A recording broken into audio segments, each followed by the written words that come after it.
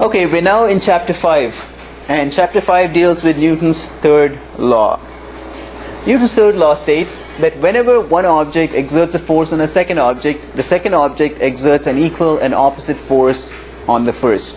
So what that is saying is, if I push on the wall with a certain force, with 10 newtons, what is the force that the wall pushes back on me with? 10 newtons, right? So let's say that your weight is 100 newtons. So what happens is, when you sit on your chair, you're applying a force downwards on the chair of 100 newtons. What is the force that the chair is applying on you? 100 newtons, right? And the difference is, you're applying the force downwards, the chair is applying the force upwards. So here, hammer hits a nail. The hammer applies a 20 Newton force on the nail. The nail applies the same force upwards on the hammer. That's what the third law says. Every force or every action has an equal and opposite reaction, is what Newton's third law states. Okay, so this is the illustration: person leaning against the wall. He applies 100 newtons against the wall pushes back with exactly the same force. And that interaction defines that action-reaction pair. So here is a boxer. He hits a, what is that, a sandbag? What's it called? Punching bag? Punching bag with a force of 500 newtons. So the force that he applies on the punching bag is equal to the force applied by the punching bag. Now he tries to hit this piece of paper as it floats down with the same 500 newtons. It doesn't quite work. Because what happens is, the paper has give, much more so. It has less inertia than the punching bag. So the paper effectively can apply only a much smaller force in response. Let's say that the paper can apply a 2 Newton force, which means no matter what he does, he is not able to apply greater than 2 newtons on the paper. Isn't that interesting? So in that interaction, when he... I'm sorry? Yes. Yes. The lesser of the two in terms of capability, right? So if the paper has so much give that can only apply 2 newtons, no matter what he does, he cannot apply more than 2 newtons in this action-reaction pair, right? What I'm saying is, if you don't want to end up in jail, don't punch another person. Yeah, turn off the mic, then it's politically incorrect. Oh, politically incorrect, yes. If you punch a 100-pound person in the face, you're saying not to do charge. Probably, yes. It makes me a little queasy, but right. Their bones are likely to be less delicate, more delicate than the chunkier person, and plus the odds are that they have less padding, and so the padding won't take away as much, and plus the bones are more likely to break, so you will need less force and so on, right? But I don't apply this physics lesson in practice, right?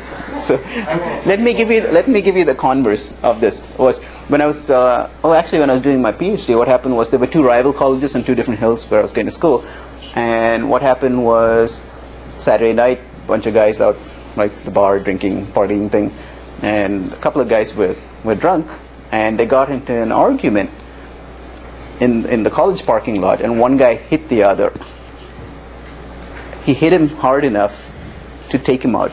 The guy fell over, hit his head, ended up in the hospital and died. Damn. Just from one shot. Wow. Right? So, and that both of these guys probably in their somewhere between 18 and 25, right? So 1 life destroyed, 2 lives destroyed, because now the second guy is probably in jail for manslaughter, right? So, by the way, if any of you end up in jail, let me know and I'll visit you. I'll bring you cookies. I'm not a very good cook, but right. I've had other people take me up on that offer. Thankfully not my students. I have had students who have come out of jail, out of prison and so on, which is fine, right? Anything that I can do to help. Mademoiselles, what's another question? Yes, don't punch people. Oh, by the way, that doesn't mean that I'm a pacifist. I'm not a pacifist. If somebody's breaking into your home, I support the notion of eminent domain, like man's home is his castle kind of thing. Use whatever force is necessary to protect yourself and your loved ones. Okay, if I may be politically incorrect, particularly if you're the guy, you're responsible physically for the protection of the people in your protection, like your wife, your kids, and all that kind of stuff. So whatever it takes. But anyway, that was the end of my politically incorrect. Okay. Unfortunately, that's recorded. Okay. See, that's the danger when you ask me questions that lead into politically incorrect area. I'm sorry, what? Who would complain about that, though? Yes. I mean, there are some pacifists who think that you should only teach total pacifists. No matter what somebody else is going to do, just let them do whatever. I'm sorry? Are there any pacifists on the school board? I don't know. You never know. The odds are yes. Okay. So here's a car traveling to the right. What happens is the tire, if you ever wonder how your car is moving forward, what's happening is the tire is pushing back on the road, right? Push back on the road, and the road pushes forward in the car, and the car moves forward. Same thing when you walk, right? When you walk, notice what's happening is you're pushing back on the earth. That's what your foot is doing. You're pushing back on the earth. It's not that you're pushing yourself forward. You're pushing back on the earth. The earth is pushing you forward. So you are actually traveling forward because of the earth. To understand this notion, let's say that you were separated from the earth. You're out in space. And you use exactly the same motions that you use when you walk. Do you think you'd proceed anywhere? Nope. You just stay in space. It's sort of like stationary bicycling. Now you can puff and move your muscles all around, and you end up moving nowhere. So it's the presence of the earth and the fact that the earth is pushing forward on you in response to your pushing back on the earth, that's what is causing you to move forward in this case, right? Same thing with the rocket. Rocket pushes on the gas, say hydrogen and oxygen, burn it, give you steam, pop that out. The gas pushes on the rocket. So the rocket pushes the gas out in this direction, the gas then pushes the rocket forward, and the rocket moves forward. So here's the person dropping a ball from the top of the Leaning Tower of Pisa. As the action is the earth pulling on the ball, the reaction is the ball pulls on the earth.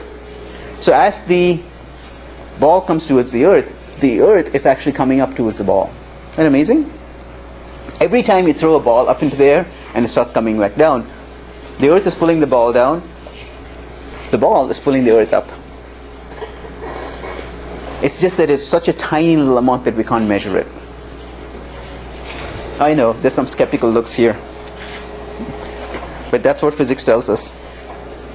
Okay, so here's a boulder that's falling towards the earth. The earth is pulling the boulder down with a certain force. The boulder is pulling the earth up with the same force. So as the boulder moves towards the earth is moving up towards the boulder too. A very, very tiny little amount. How does the earth know to its volume? That's a good question. Next question. That is one of those questions. Remember we talked about onion, right? Knowledge is an onion, science is as an onion. That is one of those questions that on a very simple-minded, simplistic level, most scientists, most lay people too, will just throw out an answer and think that satisfies. Maybe it does, if a person were to think very shallowly. But the deeper we investigate that question philosophically, the deeper we realize we don't understand. We don't have a clue why any of these things work from a philosophical viewpoint.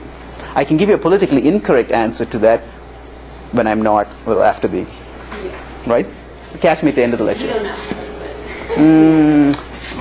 That's not a true statement either, right? So On the shallow end of all this, if we had all 6 billion plus people stand on the North Pole and jump and knock the Earth off its axis, what you would do is move the Earth in a direction away. Yes, so you could contribute to the Earth's axis wobbling. There's a video on YouTube about that. It said that the Earth would move like 0.0013 centimeters or something like that. If all 6 billion did that? They said you could fit the 7 billion people that are on Earth inside the city limits of Los Angeles. Okay. If they were shoulder to shoulder. If everybody was to jump at the same time, it would move the Earth. And they gave a number, but it's a tiny number. Extra credit to both of you for the answer, for the question, right? Now, when was it? Maybe 5 years ago, the tsunami, 300,000 dead.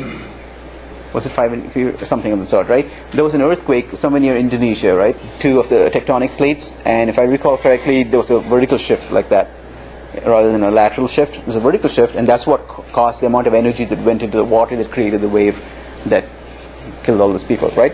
So that actually changed the rotation of the Earth, right? Effect similar to what we're talking about. It changed the rotation of the Earth, so the Earth grew, the day grew a little longer, I think, like a fraction of a second longer or something. That's isn't that amazing? Yes. So remember this, every time you jump off the Earth, when you jump up, you're pushing down on the Earth. You move up, the Earth moves down. but by such a tiny little amount that you can't measure. But then, of course, when you come back up, the Earth comes back to you. So what's happening is you get the Earth to wobble about its center of mass. Was it a question or a thought? Okay, cool. Okay, so here are a couple of masses, mass A and mass B. This is very small compared to that. Equal forces. A applies a force on B, right? So the force that A applies on B is this one pulling B towards it. Now, similarly, B pulls A towards it. So this is the force on B. The arrow is the force on B due to A. These forces are the same. However, as the relative masses change, what will happen is, in this case, B is much more massive than A. So as a result of this, what happens is, even though the forces are the same, the acceleration is smaller on B. So A is going to accelerate faster towards B. In this case, at the very top, B is going to accelerate faster towards A. So for us as third-party observers at a distance, let's say here is you and here's the Earth.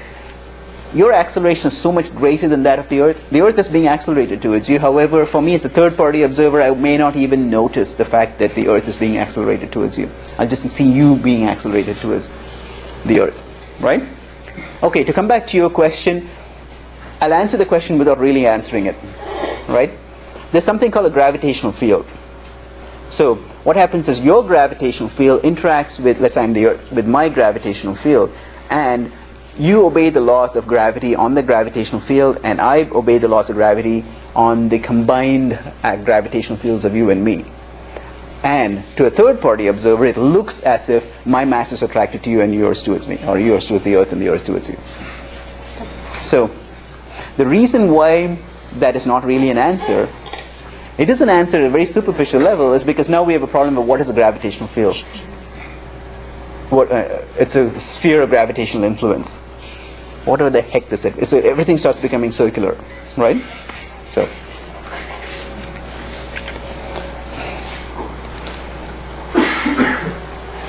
it's like saying, who are you? And you say you're your mother's daughter.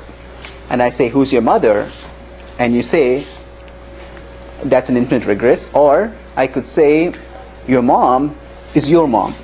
I could define your mom. Let's say you're her mom. Okay, I mean, I don't mean to be politically incorrect, but so I can define your personhood in terms of you. That is, she is your mom, you are her daughter. And if I don't go any further than this, it's completely circular. I haven't answered the question at all of where you guys came from, where you originated and so forth, right? So that's the danger that we run into with a lot of science, where we provide an answer that we think answers the question, but doesn't really. It just leads to more questions. Yes, and we have to be careful to try to avoid circularity. Okay, so here's a rifle. You fire the rifle. You don't do this experiment at home, of course, right? The recoiling rifle experiences a force, right? So the bullet heads out with experiences a certain force to the right. That's the action. The reaction is the same force on the rifle. How many of you have fired a gun? Okay, more than half of you. Great. So you felt the recoil, right? Either for a handgun or for a rifle, right? You know that when you're firing, like particularly the heavier caliber guns, you want to brace yourself well and hold the rifle again. You don't want to hold it. What happens if you hold it loose?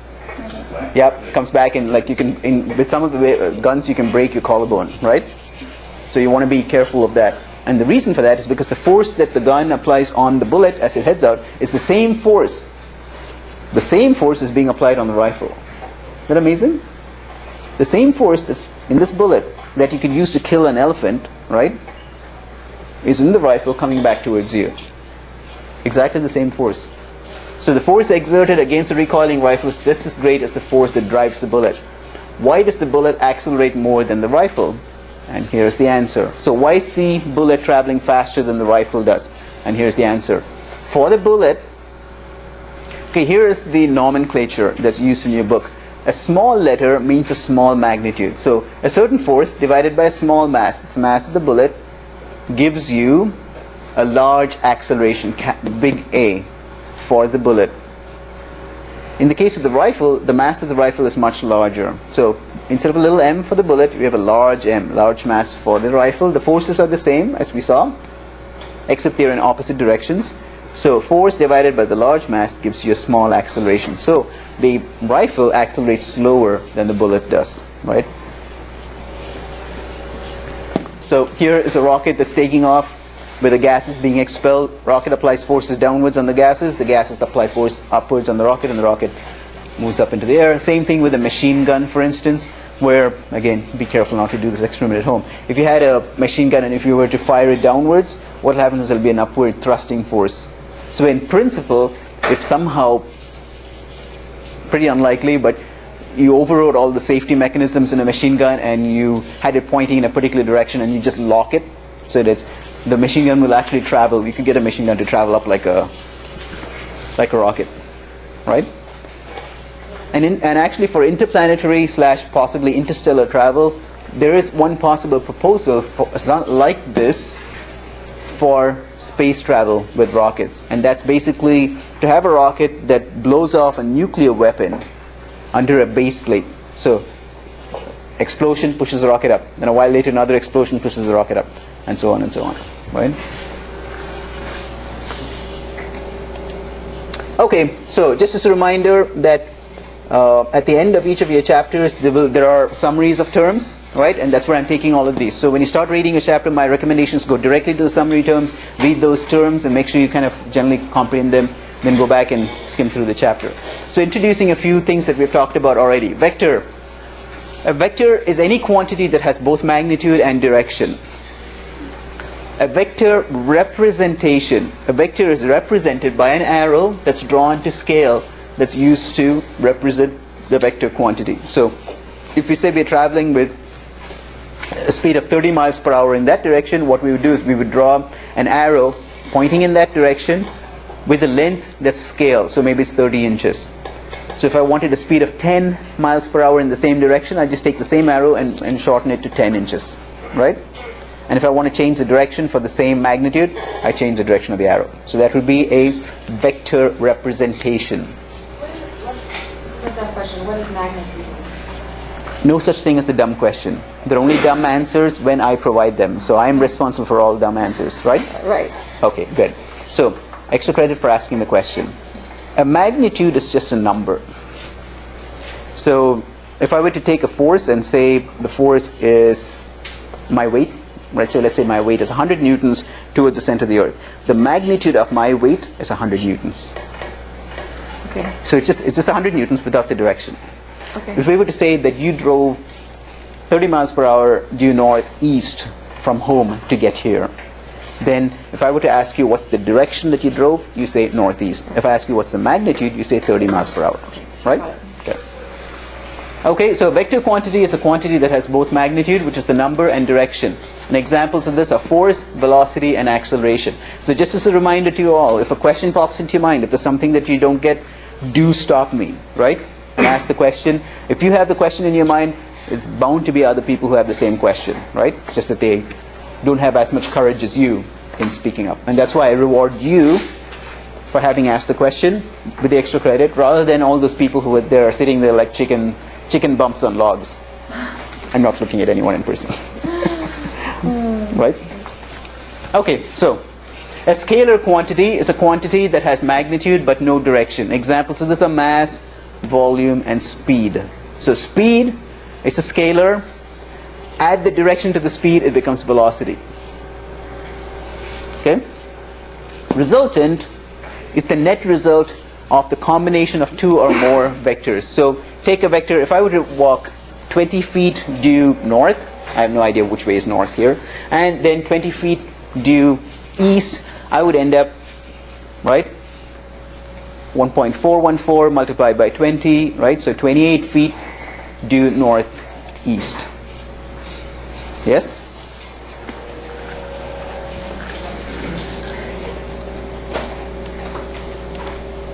Okay, so